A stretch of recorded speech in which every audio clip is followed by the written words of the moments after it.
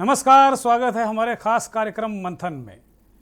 आज हम बात करेंगे उत्तर प्रदेश के विधानसभा चुनावों को लेकर और विधानसभा चुनावों में किस तरीके से दूसरे दल काम कर रहे हैं और मुख्यमंत्री योगी आदित्यनाथ क्या कुछ कर रहे हैं, एक राजनीति का क्या तरीका है उनका। इन दोनों मसलों पर बात करेंगे। कुछ और भी खबरें आज हम लेकर आए हैं मंथन में, उन पर भी हम बात करेंगे। लेकिन सबसे बड़ी बात यह है कि उत्तर प्रदेश में आगामी विधानसभा चुनाव को लेकर बहुजन समाज पार्टी, समाजवादी पार्टी और अन्य जो दल हैं, कांग्रेस पार्टी, ये अपने अपने तरीके से यात्राएं निकाल रहे हैं और ये कार्यक्रम कर रहे हैं, सम्मेलन कर रहे हैं और वोटरों को अपने अपने तरीके से जाति कुनबों में बांट कर देख रहे हैं और तरह तरह से जो इनके राजनीतिक दलों के जो प्रयास हैं वो कर रहे हैं। भारतीय जनता पार्टी भी संगठन स्तर पर जरूर ये काम कर रही है और भारतीय जनता पार्टी ने भी जन आशीर्वाद यात्रा के जरिए ये बताने की कोशिश की है कि किस तरीके से जो लोकसभा और राज्यसभा में उनके जो पिछड़े अति पिछड़े मंत्रियों का परिचय नहीं होने दिया विपक्ष ने, तो एक तरीके से ये कह के पिछड़ा कार्ड भी खेलने की कोशिश की है। लेकिन इन सबसे इतर उत्तर प्रदेश इन दिनों भयानक दो विपदाओं से घिरा हुआ है। कोरोना तो सभी को पता है कि कोरोना अभी गया नहीं है और अभी भी देश में तमाम मौतें हो रही हैं। इन्फेक्शन रेट भले ही उत्तर प्रदेश में बहुत कम है, मौतों का आंकड़ा बहुत कम है, लेकिन जो स्थितियां हैं वो वास्तव में बिल्कुल देश से अभी कोरोना गया नहीं है और इसके खतरे लगातार अभी बने हुए हैं। उत्तर प्रदेश में एक सबसे बड़ी बात जो है, एक तो बाढ़ की है और दूसरी जो सबसे बड़ी समस्या है बीमारी की है। पूर्वांचल में अगर देखें तो बाढ़ की स्थिति बहुत भयावह है और अगर देखा जाए तो करीब 65 जिले, एक जो आंकड़ा पिछले दिनों हमारे पास आया था कि 65 जिले बाढ़ से प्रभावित हैं, पीड़ित नहीं हैं, प्रभावित हैं। और इसमें 20 जिले बाढ़ से पीड़ित कहे जा सकते हैं। पीड़ा और प्रभावित होने में थोड़ा बेसिक अंतर यह है कि आज मुख्यमंत्री जी भी वो बात कही कि प्रभावित होना और पीड़ित होना एक अलग बात है। तो 20 जिले में बिल्कुल खम ठोक कर कह सकता हूँ कि 20 जिले बाढ़ से पीड़ित हैं, वहाँ भयंकर स्थितियाँ हैं, पानी घुसा हुआ है। और गोरखपुर भी जो मुख्यमंत्री का अपना क्षेत्र है, वहाँ का भी जो एक बस्ती का हाईवे था वो कट गया था, उसमें पानी कमर तक पानी भरा हुआ था। वो वहाँ की स्थितियाँ देखिए, लगातार बारिश और जो नदियों के उफनाने के कारण जो पूर्वांचल में बाढ़ की स्थिति बड़ी विकट होती जा रही है। और पिछले दिनों तो औरैया और इधर जालौन के तरफ भी बाढ़ का प्रकोप देखा गया और मुख्यमंत्री वहाँ लगातार दौरे भी कर रहे थे, गए। आज मुख्यमंत्री योगी आदित्यनाथ बलरामपुर, बहराइच और गोंडा ये दौरे पर गए। वो तस्वीरें आप इस जो दूसरी खिड़की में आप जो तस्वीरें देख रहे हैं ना, वो बाढ़ की विभीषिका की तस्वीरें हैं और मुख्यमंत्री का ये हवाई दौरा है। मेरे लिए शुरू से बचपन से बड़ा कौतूहल का विषय रहा है कि ये हेलीकॉप्टर में सवार होकर नेता लोग देखते क्या हैं। ये बड़ा मेरे लिए बड़ा कौतूहल का विषय रहा है। आज तक मुझे इसका जवाब नहीं मिला। लोग कह सकते हैं कि भाई आप पत्रकार हैं, आपको तो पता होना चाहिए, लेकिन वाकई मैं बहुत साफगोई के साथ में कह रहा हूं कि इसका मकसद आज तक मुझे पता नहीं चला कि वास्तव में इसका मकसद क्या है। जब आपके पास सरकारी मशीनरी होती है, तंत्र होता, मैं केवल अकेले योगी आदित्यनाथ की बात नहीं कर रहा हूं, जितने भी नेता, मुख्यमंत्री, प्रधानमंत्री अब तक भारत के इतिहास में हुए हैं, वो इस तरह की चीज़ों को हेलीकॉप्टर पर चढ़कर जरूर देखते रहे हैं। हो सकता है इसका कोई भौगोलिक महत्व हो, मुझे नहीं पता है, लेकिन ये कौतूहल का विषय मेरे लिए जरूर है। लेकिन सबसे अच्छी बात यह है कि देश के एक राज्य के मुख्यमंत्री छुट्टियां मना रहे हैं, कई मुख्यमंत्री हाइबरनेट में हैं। वहीं योगी आदित्यनाथ जो उत्तर प्रदेश के मुख्यमंत्री हैं, वो बाकायदे सड़क पर और बाढ़ क्षेत्रों में जाकर लोगों का हाल चाल ले रहे हैं। राजनीति का एक ये भी तरीका है और ये मुझे लगता है कि यही एक ऑथेंटिक तरीका है राजनीति करने का। राजनीति के बारे में जब लोग कहते हैं कि आप मेरे साथ राजनीति कर रहे हैं, तब सेंस दूसरा होता है कि आप कोई खेल कर रहे हैं, उसके साथ राजनीति कर रहे हैं। तो राजनीति को जो मौजूदा परिस्थितियों में एक अलग तरीके से परिभाषित किया गया है, विचारित किया गया है, प्रचारित किया गया है। लेकिन जो मेरा अपना प्रबल मत है, थोड़ा बहुत जो राजनीति के विद्यार्थी के रूप में मैंने जाना, एक पत्रकार के रूप में मैंने सीखा, तो मुझे ऐसा लगा कि राजनीति व्यक्ति के जन्म से शुरू हो जाती है और राजनीति के बिना जीवन संभव नहीं है। और ये जितने भी नेता, मुख्यमंत्री, प्रधानमंत्री, जितने भी मंत्री शपथ लेते हैं, तो ये राजनीति को सेवा का माध्यम बनाकर शपथ लेते हैं और ये कहते भी हैं, चाहे सांसद हों, विधायक हों, ये सब कहते हैं कि मेरे लिए जो राजनीति है वो सेवा का माध्यम है। लेकिन पता नहीं कितने लोग सेवा का इस माध्यम का भरपूर प्रयोग करते हैं या केवल शब्दों तक उनकी सेवा का माध्यम रह जाती। लेकिन ये तस्वीरें जो योगी आदित्यनाथ की दिखा रही हैं, ये तो कम से कम सच बोल रही हैं कि योगी आदित्यनाथ उत्तर प्रदेश के जो मुख्यमंत्री हैं, उनके लिए राजनीति जरूर सेवा का माध्यम है, क्योंकि वो संत हैं, महंत हैं, पीठाधीश्वर हैं, उनसे दुनियादारी से बहुत लेना देना नहीं है। ये बात बिल्कुल साफ है। मैं कोई योगी का बहुत बड़ा प्रशंसक नहीं हूं, इसमें बिल्कुल सच बात है। लेकिन जो व्यक्ति भगवा चोला पहनकर और अपने समस्त चीज़ों को जिसने पहले ही त्याग कर दिया हो, तो उसकी नीयत पर, उस व्यक्ति की नीयत पर हम संदेह नहीं कर सकते, बिल्कुल संदेह नहीं कर सकते। जहां आपने देखा कि किस तरीके से वो बाढ़ की विभीषिकाओं में घिरे हुए लोगों के बीच जा रहे हैं, उम्मीद तो बंधा रहे हैं, कम से कम मशीनरी को टाइट कर रहे हैं, नोडल अधिकारी बना रहे हैं। मुख्यमंत्री जब बाढ़ का दौरा करके आए, लखनऊ पहुंचते हैं, तो एक पूरे प्रदेश भर के लिए उन्होंने बड़े बड़े आईएएस अफसर जो उत्तर प्रदेश की राजधानी लखनऊ में बैठकर शाम को पकौड़ियाँ खाते हैं, टेनिस खेलने जाते हैं, सुबह सुबह जॉगिंग का आनंद लेते हैं, उन सबको दौड़ा दिया कि जाइए, चाहे बुंदेलखंड हो, चाहे सेंट्रल यूपी हो, चाहे पूर्वांचल हो और चाहे पश्चिम हो, जहाँ जहाँ बाढ़ आई है उन इलाकों को आपको देखना है, जाना है। नोडल अफसर, सीनियर अफसरों को, मंडलायुक्त जो कमिश्नर स्तर के अधिकारी हैं, उनको नोडल अफसर बना दिया। अब आपको हम सुनाते हैं कि मुख्यमंत्री ने आज जो हवाई दौरा किया, जो स्थलीय निरीक्षण किया बाढ़ का, उसको देखते हैं। राजनीति का, मैं बार बार कह रहा हूं कि सेवा राजनीति का माध्यम है। योगी आदित्यनाथ आपको बरसते पानी में नजर आ रहे हैं, लोग छाता जरूर लगाए हैं, लेकिन उनको बहुत बारिश और कीचड़ की परवाह नहीं है।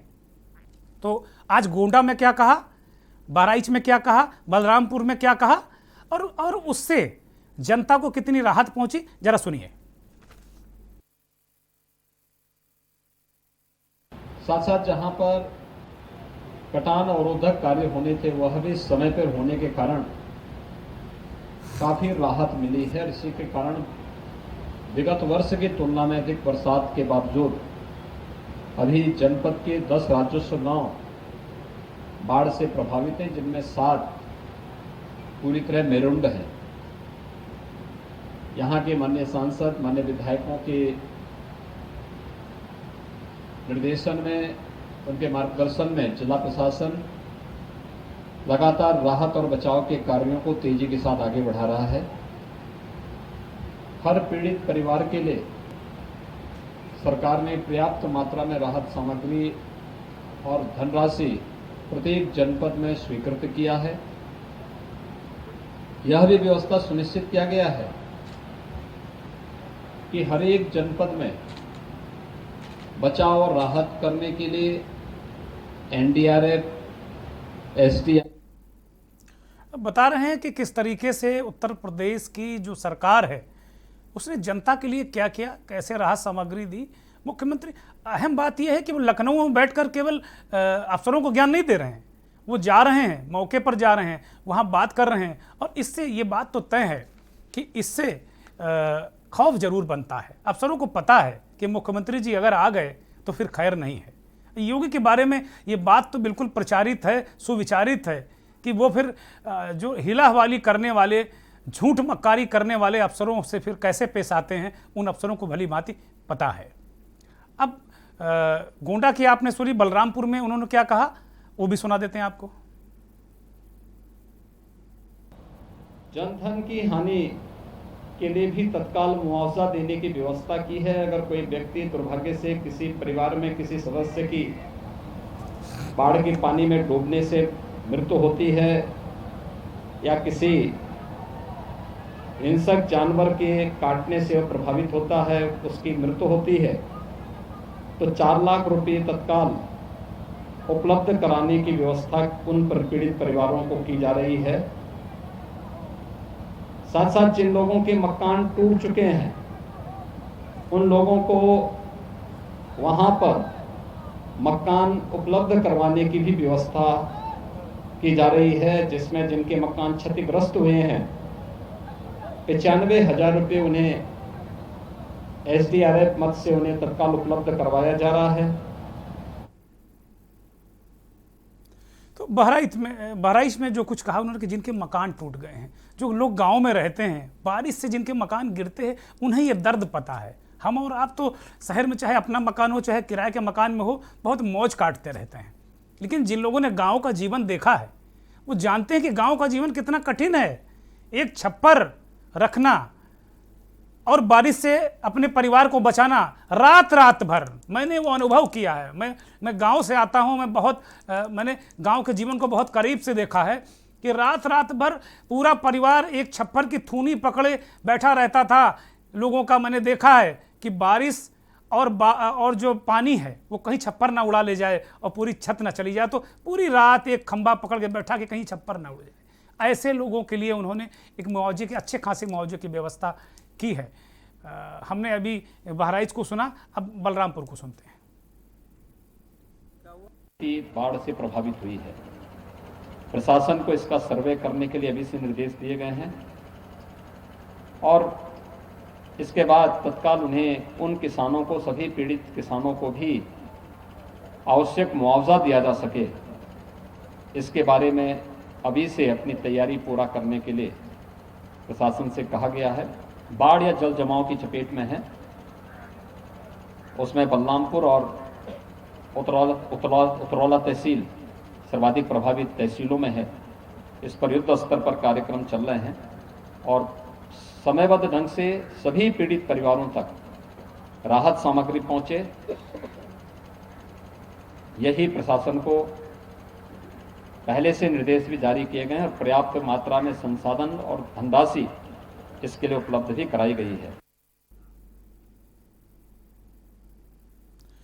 प्रदेश के जो पूर्वांचल इलाका है ना, उसकी बाढ़ की स्थिति, वहाँ की राहत की बात आप देखिए कितना माइन्यूटली, कितना माइक्रो लेवल पर योगी जी जा रहे हैं और देख रहे हैं कि कहाँ कहाँ एक एक जिले जा रहे हैं। हो सकता है कि गोंडा कमिश्नरी में बैठकर या देवी पाटन कमिश्नरी में बैठकर वो अफसरों को बुला के समझा सकते थे, लेकिन नहीं, एक एक जगह जा रहे हैं, एक एक जगह देख रहे हैं और किस तरह चीज़ों को बढ़ा रहे हैं। ये वाकई राजनीति का अगर यही माध्यम हो जाए ना तो मामला बन ही जाएगा। फिर अभी एक ब्रेक पर जा रहे हैं, लेकिन ब्रेक से जब लौटेंगे तो वो बाइट भी योगी आदित्यनाथ के सुनाएंगे जो कोरोना काल के दौरान उन्होंने उत्तर प्रदेश के लोगों को कहा था, भरोसा दिलाया था। और जो इस समय बुखार, रहस्यमय बुखार है ये, और कोरोना की तीसरी लहर भी हो सकती है। ये भले ही इसे कोई चूहे के मूत्र या बिल्ली के बीट से इन्फेक्शन बताए, लेकिन मेरे गले ये बात नहीं उतरती। एक ब्रेक लेते हैं।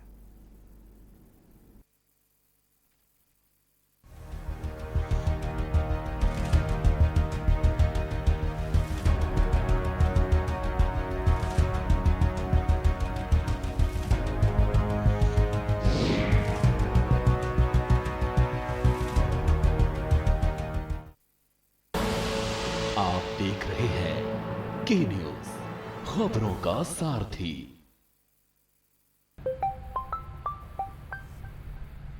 हेलो। Hello ma'am. हाँ जी बेटा। मैं ना आपसे कुछ बात करना चाहती हूँ। हाँ। हमारे पेरेंट्स हमें कह रहे हैं कि वो मुझे आगे नहीं पढ़ा सकते, वो मेरी शादी करना चाहते हैं। तो बेटा एक बार आप अपने पेरेंट्स को स्कूल में ले आइए, उसके बाद उनसे बैठ कर के बात करते हैं। ये कहानी हमारे विद्यालय की 10वीं क्लास की छात्रा विद्या की है। विद्या हमारे स्कूल की एक बहुत ही ब्राइट स्टूडेंट है। लॉकडाउन के दौरान ही जब टीचर्स बात करती थी फ़ोन पर बच्चों से, तभी ये बात निकल कर के आई कि मैडम मेरे पेरेंट्स जो हैं मेरी शादी करना चाहते हैं। शादी करनी है लड़की की, बड़ी हो गई, अब पढ़ाई हो गई इसकी पूरी। आज जल्दी से जल्दी शादी कर। मैं बहुत ज़्यादा डर गई थी जब मम्मी ने बोला, और जो मेरे स्टेप फादर है उन्होंने बोला था कि मेरी शादी कर देंगे। हमने पेरेंट्स को बुलाया, हमने स्टडीज़ के बारे में बताया कि जब बच्चा इतना अच्छा पढ़ाई कर रहा है, बच्चा किसी अच्छे पद को हासिल कर सकता है। तब उसके मदर को ही लगा कि शायद मेरी बेटी भी पढ़ के कोई ऑफिसर बन सकती है। तब उन्हें लगा कि हाँ, मुझे भी अपनी बेटी को पढ़ाना चाहिए। मैं अपनी टीचर्स का बहुत ज़्यादा थैंक यू कहना चाहूँगी क्योंकि उन्होंने मेरी इस सिचुएशन में बहुत ज़्यादा हेल्प करी है। I am really proud of my teachers. Covid काल की वजह से पढ़ाई पर बहुत बुरा असर पड़ा, पर टीचर्स ने हार नहीं मानी। बच्चों की पढ़ाई जारी रखने के हर मुमकिन प्रयास किए। आप सभी टीचर्स के इसी जज्बे और जिम्मेदारी को पूरी दिल्ली और दिल्ली सरकार दिल से सलाम करती है।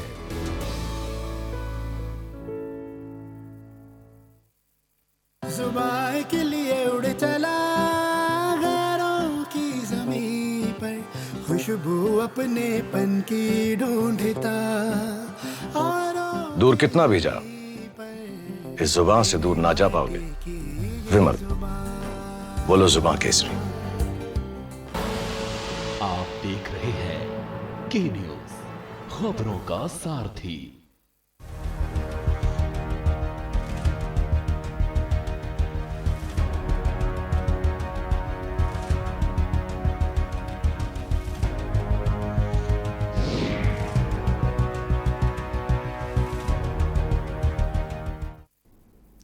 ब्रेक से पहले हम बात कर रहे थे बारिश, बाढ़ और उसके इंतजाम और जो स्थितियां बनी हैं। ब्रेक के दौरान हम ये सोच रहे थे वो जो दूसरी वेव का जो दृश्य मुझे उत्तर प्रदेश का कौंध रहा था मेरे जहन में, वो मेरे दिमाग में बिल्कुल एक तरीके से एक अजीब सा उद्दोलन पैदा कर रहा था। ये वो दृश्य, वो मौतें, वो ऑक्सीजन की कमी, वो संकट, वो भयावह स्थिति, चीख पुकार, चाह कर भी लोगों की मदद न कर पाने की बेबसी, इसके बीच सरकार खड़ी थी। कहाँ खड़ी थी, किसके लिए खड़ी थी? स्मशान की जो चिताएं, जलती चिताएं, तमाम वो दृश्य कौंध गए एक तरीके से। ब्रेक के दौरान जो मेरे जहन में ये सब दृश्य कौंध रहे थे। जब हम तैयारी कर रहे थे कि आप सबको जो इस समय रहस्यमय बुखार है, वो कोई कहीं डेंगू का प्रकोप है, कहीं वो रहस्यमय बुखार के रूप में आ रहा है, कोई इसे चूहे और बिल्ली से होने वाला संक्रमण बता रहा है। जब इसके बाबत हम सोच रहे थे कि आप तक वो बातें हम पहुंचाएंगे, तो उससे पहले हमारे जहन में कोरोना का वो भयावह दृश्य, जो दूसरी वेव थी, जो डेल्टा वेरिएंट का जो कहर था, वो बिल्कुल कौंध गया और अंदर तक हम सिहर गए। वो खाली याद करके, होगा हम ही सब ने देखा, हम ही सब ने ऑक्सीजन से कैसे मौतें हुई, अपने परिजनों को कैसे लोगों ने खोया। कोई मुंह से सांस दे रहा था, कोई सिलेंडर लेकर भाग रहा था, किसी का सिलेंडर कोई पुलिस वाला छीन रहा था अपने साहब के रिश्तेदार को बचाने के लिए। इस तरह के दृश्य हमने देखे उत्तर प्रदेश में। सरकार को विपक्ष ने भरपूर कटघरे में खड़ा किया, इसमें कहीं कोई संदेह नहीं। सरकार ने भी स्थितियां संभाली, इसमें कहीं कोई संदेह नहीं। जिस दौरान ये सबसे भयावह स्थिति थी, ये कहा जा सकता है कि उत्तर प्रदेश के मुख्यमंत्री योगी आदित्यनाथ खुद उस दौरान कोरोना ग्रसित हो गए थे। एक 15 दिन का, एक 14 दिन का जो उनका क्वारंटाइन पीरियड था, वो उत्तर प्रदेश में सबसे ज्यादा हाहाकार की स्थिति वाला रहा। ये बड़ी वजह थी, इसमें कहीं कोई शक नहीं। विपक्ष भले इस बात को कहे, लेकिन ये बड़ी वजह थी। ये कह सकते हैं कि पहली वेव से हमने सबक नहीं लिया, हमने क्या इंतजाम किया था, हमने क्या स्थितियां बनाई थी जो दूसरी वेव से हम नहीं लड़ पाए। एकदम धड़ाम हो गई, कोलैप्स हो गई, अस्पतालों में बेड नहीं, बेड हैं तो बेड बिक रहे हैं, 50-50 हज़ार में बेड बिके, सरकारी अस्पतालों के बेड बिके। मुख्यमंत्री ने खुद, जब वो स्वस्थ होकर आए मैदान में, तो खुद उन्होंने लताड़ा, ललकारा, फटकारा लोगों को, डॉक्टरों को फटकारा, कार्रवाई की कि आपके यहाँ बेड खाली पड़े थे, लोग तड़प तड़प कर मर गए। लेकिन क्या करते, एक ऐसी महामारी, बीमारी, उसका दृश्य हमने देखा। और उस दौरान, उसके बाद से जो ऑक्सीजन प्लांट लगे, दवाओं के इंतजाम हुए, एक लगातार एक अनवरत जो क्रम है वो चल रहा था, तैयारियां चल रही थी तीसरी वेव के लिए। बात पे सरकार के जो अफसर हैं वो तीसरी वेव की बात करके बहुत पुख्ता दावों की बात कर रहे थे कि बहुत पुख्ता इंतजाम हमने किए हैं तीसरी वेव के लिए। निश्चित तौर पर हम आपको पहले सुनाते कि दूसरी जो लहर आई थी, उस दौरान मुख्यमंत्री ने किस तरह से इस समस्या इस समस्या से निजात पाने के लिए अपनी उत्तर प्रदेश की 24 करोड़ जनता को कैसे भरोसा दिलाया था, उसे सुनाते हैं। फिर हम तीसरी लहर जो संभावित थी उसको लेकर क्या तैयारी है और हालात क्या हैं जमीनी, उसका भी विश्लेषण करेंगे। इसके अंदर आइसोलेशन वार्ड बनाए हैं हर जनपद में, हर डिस्ट्रिक्ट हॉस्पिटल में, हर मेडिकल कॉलेजेस में पर्याप्त मात्रा में आइसोलेशन वार्ड हमारे पास हैं।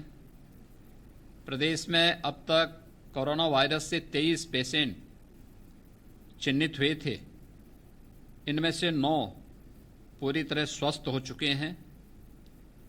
स्वाभाविक रूप से इससे घबराने की नहीं बल्कि इन चुनौतियों से जूझने और लड़ने के लिए अपने आप को तैयार करने की आवश्यकता है और इसमें बचाव का पक्ष सबसे बड़ा महत्वपूर्ण है। बहुत सारी गतिविधियों को हम लोगों ने इस दौरान रोका है और उन गतिविधियों को पूरी तरह रोक लगाने के कारण ये स्थिति पैदा हुई है कि जैसे मल्टीप्लेक्स, सिनेमा घर, मॉल्स आदि को बंद करने की कार्रवाई करनी पड़ी। तो देखा आपने, सुना कि किस तरीके से उन्होंने बताया कि नहीं, बचाव बड़ी ज़रूरी है, बचाव तो करना पड़ेगा आपको। और जो रिस्ट्रिक्शन किए गए थे वो तमाम मल्टीप्लेक्स, सिनेमा, सार्वजनिक कार्यक्रम, तमाम चीज़ें रोकने की बात उन्होंने कही। लेकिन अब हालात वैसे नहीं हैं, अब सारी चीज़ें अनलॉक हो चुकी हैं, अब बाज़ार खुल चुके हैं, बाज़ार खुलने का समय बदल चुका है और अब स्कूल भी खुल चुके हैं, छोटे बच्चों के स्कूल भी खुल चुके हैं। खतरा ज़्यादा है। एक ब्रेक ले रहे हैं, ब्रेक से आएंगे तो क्या खतरा है, ज़मीनी हकीकत क्या है, बताएंगे आपको।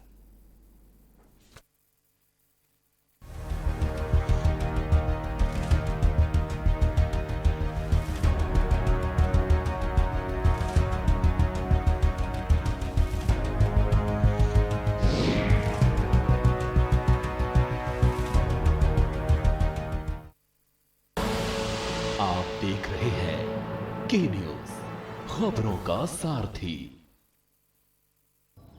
19 मार्च का दिन मुझे भूल नहीं सकता। डिपार्टमेंटल ऑर्डर आया था कि अभी आप स्कूल बंद कर दीजिए। फिर थोड़ा सा जब लॉकडाउन की रिस्ट्रिक्शंस ईज हुई तो मेरे स्टाफ ने बच्चों को कनेक्ट करने की कोशिश करी। तो जब हमने 12वीं क्लास के बच्चों की देखी अटेंडेंस ऑनलाइन क्लासेस पे, तो हमें पता चला कि एक बच्ची लक्ष्मी बिल्कुल ऑनलाइन क्लासेस अटेंड नहीं कर रही है। पहले तो मतलब जब पापा थे तब तो मेरी लाइफ बहुत ज़्यादा अच्छी थी क्योंकि सारा काम मेरे पापा करते थे। लेकिन जब पापा की डेथ हुई फिर मम्मा ने हम दोनों को संभाला है। मेरी मम्मा की ना तबीयत ख़राब हो गई थी जब क्या बोलते कोरोना जब ये स्टार्ट हुआ लॉकडाउन के बाद, तो मैंने सोचा कि अब मेरे को जॉब करनी चाहिए। फिर एकदम से मैम का कॉल आया और वो मुझे बोलने लगी कि मैम मैं पढ़ाई कंटिन्यू नहीं कर पाऊंगी इस हालात में, क्योंकि मुझे सुबह से शाम तक तो नौकरी करनी पड़ती है और फिर घर आ जाती हूँ तो बहुत थक जाती हूँ। फिर हमने डिसाइड करा कि रात को हम लोग उसको वर्कशीट्स भेजा करेंगे। हम उसको दिन में व्हाट्सएप कर देते थे, मगर वो शाम को उसको जब फ़ोन मिलता था तो वो वर्कशीट्स देखती थी और फिर सुबह ऑफिस जाती थी। जब वो 9 बजे तो स्कूल से होकर निकलती थी most of the times.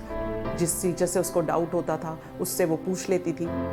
Lakshmi दिन में नहीं पढ़ सकती तो टीचर शाम को भी उसके साथ जूम क्लास ले लेती है उसके कन्वीनियंट टाइम पर। मैं ज़रूर चाहूँगी कि पूरा समाज ये समझे कि टीचर्स वाकई बहुत मेहनत कर रही हैं इन बच्चों को ऊपर लाने के लिए, और इन बच्चों की अगर ज़िंदगी अच्छी हो जाती है तो ये that is more than appreciation for us. Covid काल की वजह से पढ़ाई पर बहुत बुरा असर पड़ा, पर टीचर्स ने हार नहीं मानी। बच्चों की पढ़ाई जारी रखने के हर मुमकिन प्रयास किए। आप सभी टीचर्स के इसी जज्बे और जिम्मेदारी को पूरी दिल्ली और दिल्ली सरकार दिल से सलाम करती है। जुबान के लिए उड़ चला गैरों की ज़मीं पर, खुशबू अपने पन की ढूंढता और दूर कितना भी जा, इस जुबान से दूर ना जा पाओगे। विमल, बोलो जुबान केसरी। आप देख रहे हैं के न्यूज, खबरों का सारथी।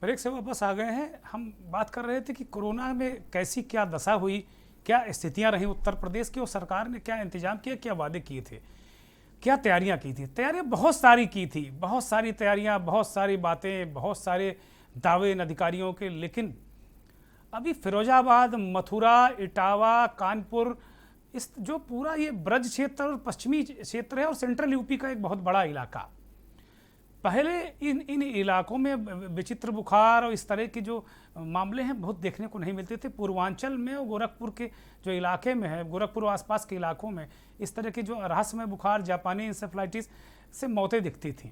लेकिन यहाँ फिरोजाबाद के गाँव में 2 हफ्ते में 40 लोग मर गए, इसमें बहुत सारे बच्चे हैं। मथुरा में 20 लोग मर गए, मथुरा के 8 गाँवों से भयानक पलायन हो गया। इन सब स्थितियों के बाद मुख्यमंत्री को लगा कि स्थिति बेकाबू हो रही है, तो वो अभी हाल में ही फिरोजाबाद गए और वहाँ अस्पतालों का दौरा किया। अस्पतालों में जाके उन्होंने भेंट की, जो मरीज हैं उनके परिजनों से इलाज की व्यवस्था जानी, डॉक्टरों से बातचीत की कि आखिर मसला क्या है। उसके बाद वो उस गाँव में भी गए जहाँ सर्वाधिक मौतें हुई हैं। मुख्यमंत्री ने उस गाँव में क्या कहा वो सुन लीजिए, फिर आगे की कथा काय आपको बताते हैं। तेजी के साथ यहाँ के लगभग 8-9 मोहल्लों में संदिग्ध डेंगू से संबंधित मामले देखने को मिले। स्थानीय स्तर पर जागरूकता का अभाव था। लोगों ने लोकल स्तर पर निजी हॉस्पिटल में, प्राइवेट क्लिनिक में उपचार लोग करा रहे थे और अपनी सुविधा के अनुसार इधर उधर उपचार करा रहे थे। स्वास्थ्य विभाग और प्रशासन को जब इसकी जानकारी हुई तो उन्होंने इसके बारे में ऊपर के अधिकारियों को भी अवगत कराया। योगी जी कह रहे हैं कि यहाँ पर जो स्थानीय डॉक्टरों से लोगों को जो जानकारी का अभाव था ना, उसकी वजह से ये स्थितियाँ हुई और यही वजह से मौतें ज़्यादा हुई और कुल मिलाकर जो हाहाकार हुआ, जो स्थितियाँ हुई वो जानकारी के अभाव में हुई और यही वजह रही कि हम सब ने अपने परिजनों को खोया। ये महत्वपूर्ण बात हो सकती है। लेकिन जो हमारा सवाल है, इस मसले पर जो हम सवाल उठाना चाहते हैं, जिसको लेकर हमने इतनी सारी ढेर सारी बातें आपको बताई, सवाल ये है कि अभी आधिकारिक रूप से तीसरी लहर आई नहीं, वो स्थितियां अभी भयानक हुई नहीं, जिसकी आशंका हमें लगातार अभी भी बनी हुई है। केवल एक बुखार है, डेंगू है, ये बेकाबू हो गया और तंत्र उसे काबू में नहीं कर पा रहा।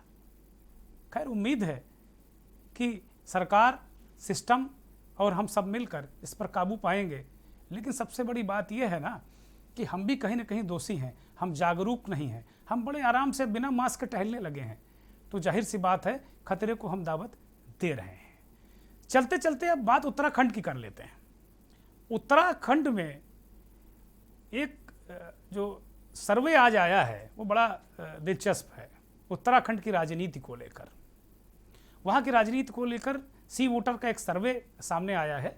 उसको लेकर जो स्थितियां हैं, वहाँ जो परिस्थितियां बनी हैं, वो एक मुख्यमंत्री के चेहरे के रूप में वहाँ सर्वाधिक लोकप्रिय नेता हरीश रावत उभर कर सामने आए हैं। 30% लोग उन्हें मुख्यमंत्री के रूप में देखना चाहते हैं। दूसरे नंबर पर अभी हाल ही में मुख्यमंत्री बने भाजपा के 5 साल के अंदर तीसरे मुख्यमंत्री पुष्कर सिंह धामी, 27% लोग उन्हें मुख्यमंत्री के रूप में चाहते हैं। तीसरे नंबर पर कर्नल अजय कोठियाल हैं, 10% लोग उन्हें चाहते हैं। बाकी का ऐसा परसेंटेज है कि बहुत जिक्र करने की जरूरत नहीं है। मुख्यमंत्री के रूप में तो वहाँ हरीश रावत इस सर्वे में पहली पसंद हैं, लेकिन पार्टी के रूप में कांग्रेस वहाँ पहली पसंद नहीं है। अभी आज की डेट में परिस्थितियाँ बदल सकती हैं, परिस्थितियाँ चेंज हो सकती हैं। ये पल है, ये जो सर्वे आते रहते हैं पल आते रहते हैं और इनमें थोड़ा हमें शक भी है कि जहां ये सर्वे ज़्यादा जिस पार्टी को शुरुआत में बढ़त दिखाते हैं वो पार्टी अंत तक बढ़त में रहती नहीं। बंगाल का उदाहरण है, बिहार का उदाहरण है। बिहार में शुरू में लग रहा था कि तेजस्वी यादव कहीं टिकते ही नहीं, उन्होंने दांत खट्टे कर दिए नीतीश कुमार के। और इसी तरीके से बंगाल की बात ले लें। लेकिन उत्तराखंड में इस समय कांग्रेस ने परिवर्तन यात्रा निकाल दी है। वो सत्ता परिवर्तन चाहते हैं कि जो 2022 का चुनाव आए उसमें कांग्रेस के हाथ में सत्ता है। जवाब पुष्कर सिंह धामी अपनी मेहनत से उन्हें दे रहे हैं, लगातार यात्राएं कर रहे हैं, शहीदों को नमन कर रहे हैं, युवाओं की बात कर रहे हैं। और एक बात बहुत महत्वपूर्ण कह रहे हैं पुष्कर धामी कि हम केवल घोषणाएं नहीं करेंगे, हम केवल शिलान्यास करके नहीं छोड़ेंगे, हम शासनादेश करेंगे, शासनादेश करेंगे और काम पूरे करेंगे। ये बड़ी बात है। एक युवा मुख्यमंत्री की ये सोच, भले ही उनके पास चुनाव बहुत करीब है और उनके पास काम करने के लिए बहुत समय ना हो, लेकिन पुष्कर धामी इस बात को अच्छी तरीके से जानते हैं कि जनता उनके लिए है और काम कर रही है। तो जाहिर सी बात है कि पुष्कर धामी जिस तरीके से काम कर रहे हैं, लोगों के बीच जा रहे हैं, वो भारतीय जनता पार्टी के लिए निश्चित तौर पर फायदेमंद होगा। और ये जो सर्वे आ रहा है ना, धामी की मेहनत, मुझे लगता है अगर ये सर्वे पर सब कुछ टिका रहा, सर्वे जिस तरह आ रहा है, लोगों की लोकप्रियता दिख रही, तो मुझे लगता है कि धामी कुछ बीजेपी को जो नैया उनकी मझधार में फंस गई थी ना, उसको निकाल ले जाने में कामयाब भी हो सकते हैं। मंथन में जो आज का मसला था वो इतना ही था। अब हम आपको सोमवार को मिलेंगे तमाम नए मसलों को लेकर। तब तक हो सकता है कि बहुत कुछ नया देखने को मिल जाए इन 2 दिनों में। तो सोमवार को हम आपको पुनः ठीक 9:30 बजे पुनः मिलेंगे। नमस्कार।